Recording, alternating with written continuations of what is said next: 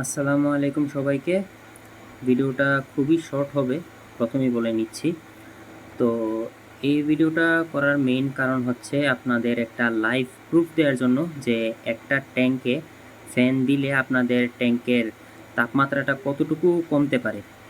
তো এই যে আমরা একটা 12 কিউব ট্যাঙ্ক যেটা দেখতে পাচ্ছেন, আপনাদের টেম্পারেচার 26 থেকে একটু বেশি, এর মাঝে ফ্যান চলছে, 2 হেডের একটা ফ্যান, যেটার ওয়েভ আপনারা দেখতেই পাচ্ছেন কতটুকু হাই।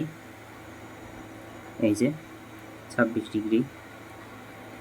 তো এর পাশাপাশি আরেকটা ট্যাঙ্ক আছে, এই যে এটা হচ্ছে 18-12-12, যেটার মধ্যে কোনো ধরনের কোনো ফ্যান নেই।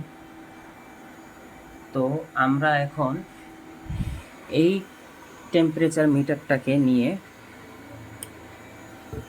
ওই ট্যাঙ্কে লাগিয়ে দেখাচ্ছি যে একটা ট্যাঙ্কে আপনারা যখন ফ্যান দেন তখন সেটার তাপমাত্রা কত থাকে এবং একটা ফ্যান ছাড়া ট্যাঙ্কে আপনাদের তাপমাত্রার ডিফারেন্সটা কতটুকু হতে পারে।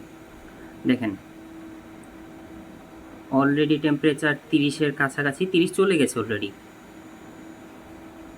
30 থেকে বাড়তেও পারে, ধরে নিলাম আমরা 30ই।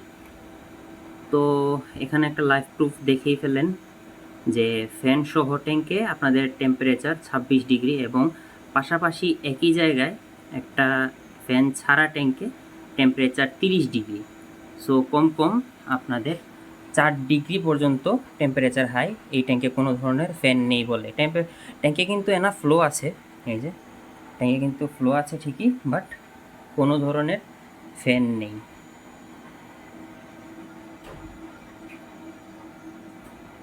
দেখুন টেম্পারেচার এখনও 30 ডিগ্রিতেই আছে।